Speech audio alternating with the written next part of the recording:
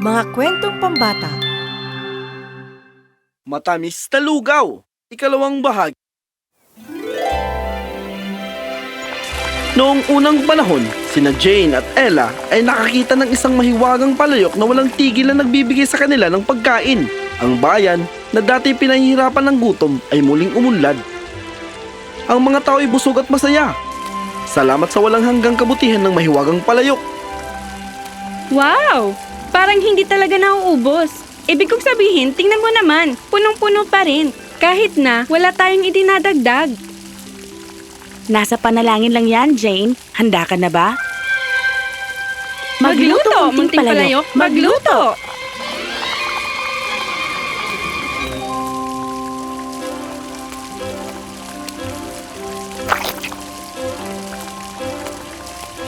Dalawang mangkok? Heto na po. Sigurado ka bang ayaw mo ng tatlo? Mala 5-star ito na may mahikang pampalasa. At walang calories. Maliban na lang kung bibilangin mo ang mahika. Ang magkapatid na sina Jane at Ella ay naging usap-usapan ng bayan. O mas tama sigurong sabihin, ang lugaw ng bayan. Nako, Ella! Tigilan mong pagkain ang ating kita. Sinubukan ko lang ang kalidad. Hala! Ano? Hindi yan dapat mangyari. Palayok? Kumusta? May nakatira ba dito? Dito? Dito? Magluto, munting palayok, magluto! Sabi namin, magluto, hindi matulog. Anong nangyayari? Walang lugaw? Sira ba ito? Sige, tayong lahat ay kumalma. Nagturoon lamang tayo ng isang maliit na teknikal na problema. Jane, isang mahiwagang palayok yan. Ang teknikal ay hindi ang eksaktong problema dito. Sa kauna-unahang pagkakataon sa loob ng mga taon, ang mahiwagang palayok na nagluluto ng lugaw ay tumahimik at tulad ng maaari mong isipin, sa isang bayan na umuunlad dahil sa walang katapusang almusal, malaking bagay ito. Tigilan mo ang kakasundot, Ella. Hindi yan isang pusa. Baka nga nagtatampo. Medyo naging palautos ka kanina. Yan ay mahiwagang palayok, hindi batang paslit. Siguro? Sa tingin ko, parang may gusto itong sabihin. Baka gusto nitong humingi tayo ng tawad. Sige na nga. Palayok, pasensya na kung naging palautos ako. Gumana ka na. Sinabihan ko siyang kailangan niya maging mabait sa'yo. Kailangan natin ng tulong. Seryosong mahiwagang tulong. At kaya't, habang ang kanilang mahiwagang palayok ay nasa alanganin, nagpasya ang magkapatid na hanapin ang mga sagot. Pero saan ka pupunta kapag ang iyong mahiwagang gamit sa pagluluto ay nagsimulang magkaproblema? Ang sagot, syempre ang mahiwagang gubat, kung saan matatagpuan ang lahat ng bagay na mahiwaga at medyo maloko.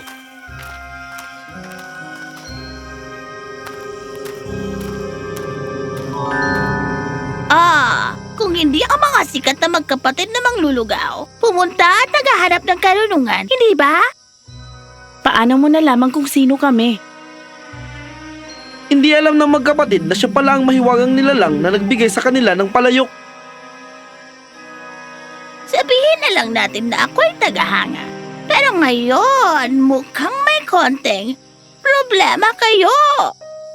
Oo, ang palayok namin hindi na gumagana. Sinubukan na namin ang lahat. Oo. Hindi ito sira, mga iha. Ito ay naghahangad. Naghahangad? Para sa anong bagay? Isang bakasyon? Naghahangad ng ganito. Isang gintong putil. Kung wala ito, hindi kayang panatilihin ng palayok ang kanyang mahika. Hay, buti na lang. Pwede ba naming makuha ito? Hindi. Ito ay isang kopya lamang. Kailangan kayo mismo ang maghanap. Syempre, hahanapin namin. Hulaan ko, nakatago ba ito sa isang lugar na sobrang hirap puntahan? Hindi mahirap, iha, kundi peligroso. Ang itong putil ay nasa puso ng mahiwagang gubat. Mag-ingat sa mga kalokohan sa loob dahil sinusubok nito ang mga pumapasok.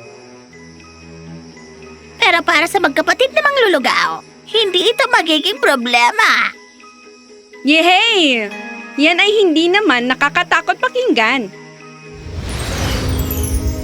Hoy, sandali! Kailangan ba naming bayaran ka o kahit ano? Sa tingin ko, gagawin natin to, kapatid na manglulugaw. Oras na ng paglalakbay. Humanap tayo ng gintong butil at iligtas ang ating mahiwagang palayok. At kaya't ang dalawang magkapatid na kasing iba ng araw at gabi ay nagsimulang maglakbay sa ligaw na hindi alam. Isa ay puno ng kumpiyansa. Ang isa naman, armado ng karisma at kaduda-dudang pokus. Nako, Ella! Tigilan mo ang kakasundot sa mga kumikislap na kabute. Baka mamaya, sumabog yan, o maaaring gawin kang palaka. Kalma lang, Jane. Mga kabuti lang yan. Anong pinakamasamang pwedeng... Oh! Kumikinang!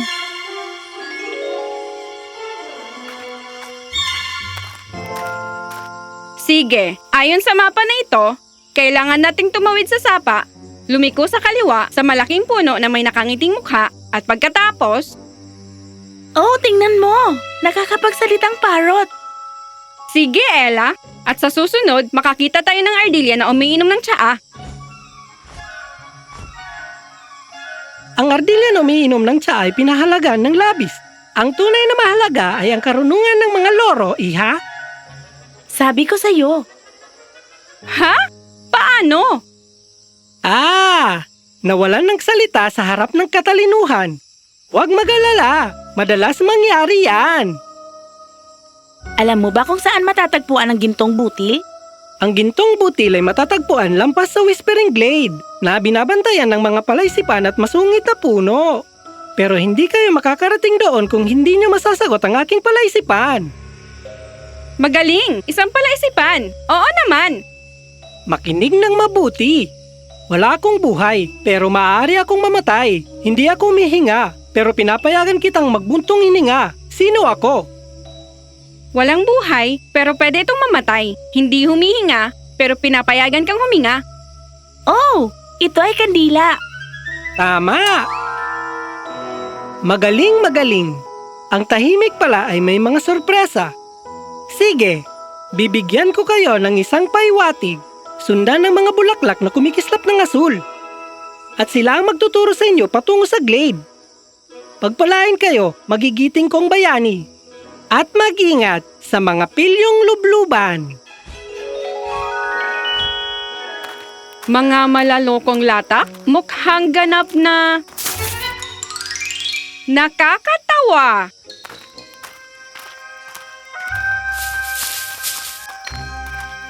Ano yun? May sumusunod sa atin.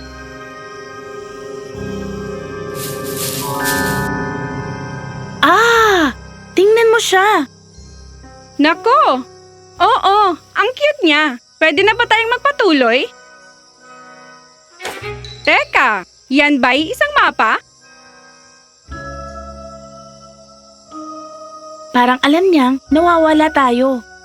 Teka muna, hindi tayo nawawala. Salamat maliit na kaibigan. Mas magaling ka pang magbigay ng direksyon kaysa kay Jane. Nakakatuwa!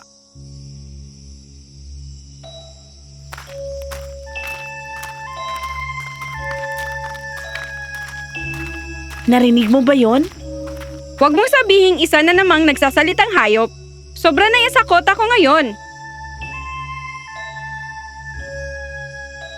Hinto mga manlalakbay!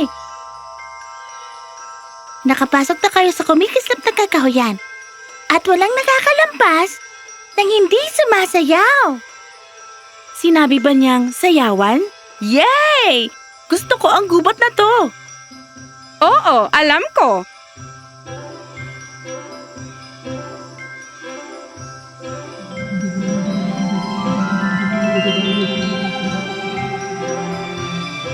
Ang mga patakaran ay simple. Kung matatalo niyo kami sa sayaw, ay papayagan ko kayong magpatuloy.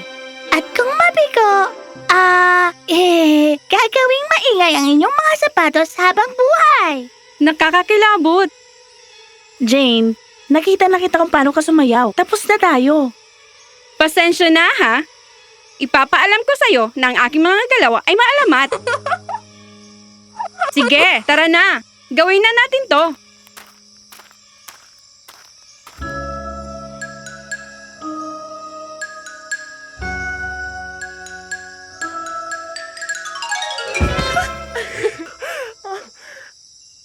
Maalamat ha? Sige, talunin mo sila.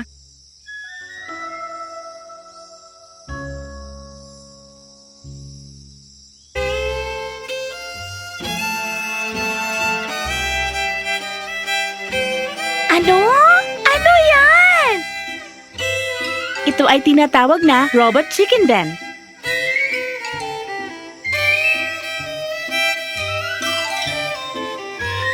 Sige, sige. Nanalo ka. Makakadaan na kayo.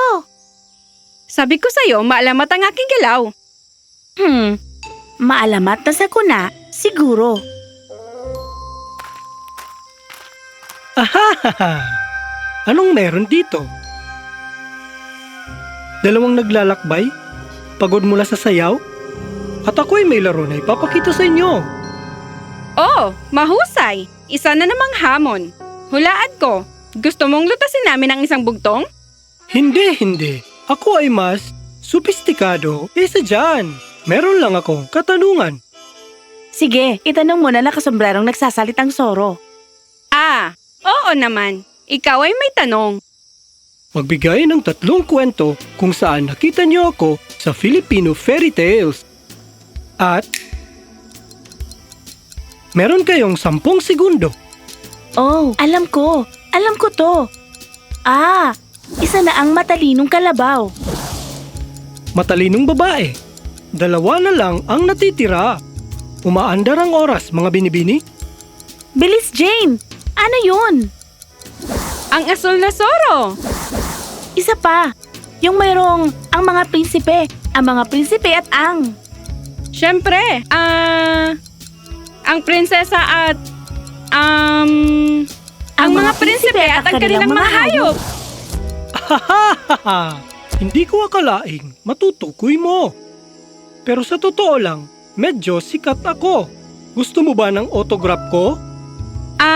Hindi na. Ibigay mo na lang ang susunod na palatandaan. Sa tingin ko'y karapat-dapat na kayo sa susunod na pahiwatig. Sundan ng ilog pataas at makikita nyo ang Whispering Glade. Pero mag-ingat, sa masungit na puno. Bakit kaya sa bawat kanto ng kagubatan ay may hayop na palaging sarkastiko o misteryoso? Siguro para ipatikim sa iyo ang lasa ng sarili mong gamot, kapatid. Hanapin na lang natin ang gintong butil bago pa magsimulang may sumayaw at magsalita. Matapos ang mga hamon at may pahiwatig sa kamay, nagpatuloy sina Jane at Ella sa masalimuot na kagubatan. Hindi nila alam, ang pinakamalaking pagsubok ng kanilang paglalakbay ay naghihintay pa, nakatanim sa lupa at sobrang inis. Sino ang nangahas na abalahin ng aking pagpapahinga? Isang puno na may oras ng pagtulog. Siyempre yun nga. Anong klasing mga kamanghamanghang hayop at saan sila matatagpuan? Saan ka doon? Ako ang tagapangalaga ng gintong butil. Hanging ang matalino, mabait at matapang lamang ang makakapasa. Kailangan niyong paghirapan ito. Oh, nasa amin yan. Matalino, mabait, at... ano nga ba ang isa? Matapang. Sige, ako na yon. Ano ang pagsubok, makapangyarihang tagapangalaga? At paano namin malalaman na ikaw nga ang nagbabantay ng gintong butil? Sasagutin ang mga bugtong ko o aalis kayong walang dala. Unang bugto, mas marami kang kinukuha, mas marami kang iiwan. Ano ako? Ang dali, mga yapak.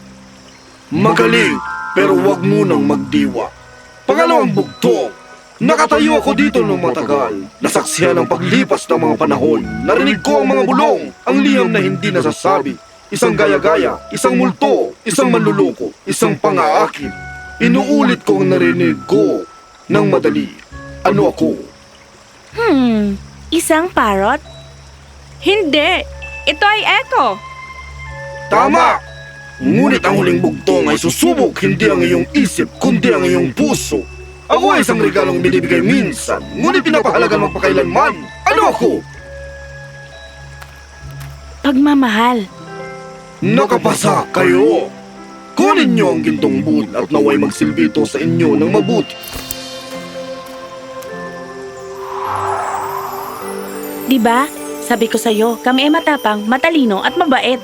Kahit ang pinakamasungit na puno ay kayang pahalagahan ng ganitong pagtutulungan. Paalam, magkapatid na maglulugaw! Pinangako naming ibabalik ang Mahika. At narito na ito. Yun ay may drama. Gusto ko to. At kaya naman, nang may balik ang gintong butil, ang mahiwagang palayok ay hindi lamang muling nabuhay, kundi naging mahiwaga pa kaysa kailanman. Yehey! Hindi lang ito masustansyang pagkain. Ito ay euphoria. At para ito sa lahat. Salamat sa pagbabalik ng saya sa bayan. Dapat natin itong ipakwadro. Oh! Pwede rin pangsindi ng apoy kapag nagkamali tayo sa isa pang pie recipe. Maganda ang ginawa natin, Jane. Talagang maganda. At sa gayon, ang magkapatid na maglulugaw kasama ang gintong butil sa kanilang mahiwagang palayok ay nagsilbi at namuhay ng maligaya magpakailanman.